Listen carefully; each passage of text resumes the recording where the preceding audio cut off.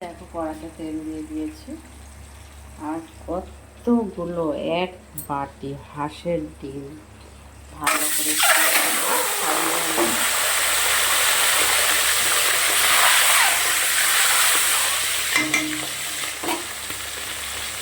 ডিমগুলোতে হালকা ভেজে আমরা ডিম আলু দুটোই ভেজে নিয়েছি, লাল লাল করে দেখো ভেজে নিয়েছি, তুলে নিয়েছি। এবারে এতে এই বাকি যে তেলটা আছে কড়া, এতে আমি গোটা গরম মশলা সাথে কয়েকটা গোটা গোলমরিচও দিয়ে দিলাম ফোড়নে। কয়েকটা ছোট সাইজের পেঁয়াজ কেটে রেখেছিলাম আর একটা টমেটো কেটে রেখেছিলাম, সেটা দিয়ে দিলাম।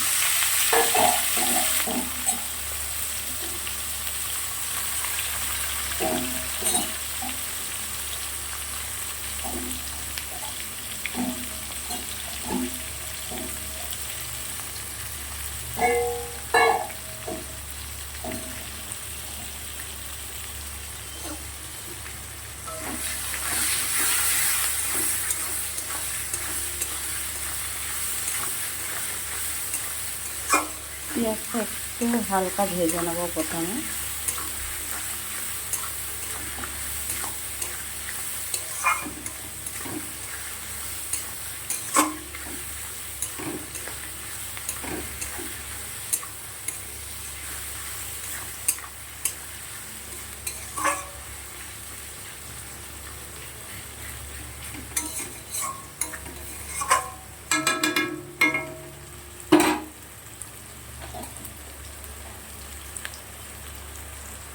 স্বাদ মতন নুন দিয়ে দিচ্ছি। নুনটা দিলে কী হয়, পেঁয়াজটা মজে গেলে নরম হয়ে গেলে পরে তাড়াতাড়ি ভাজা ভাজা হয়ে যাবে।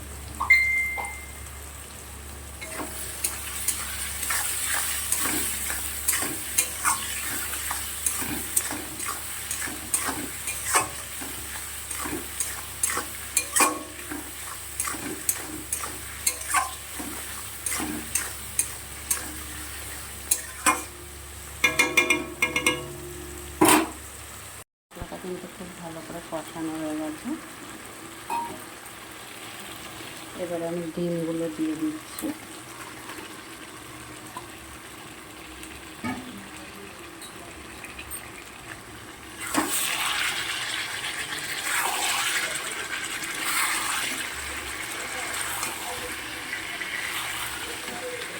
আলুও খুব সুন্দর সিদ্ধ হয়ে গেছে। তো বন্ধুরা আর বেশি সময় রান্নাটা করবে না, আর 2 থেকে 3 মিনিট রান্না করবো। পরিমাণ মতন জল দিয়ে দিচ্ছি।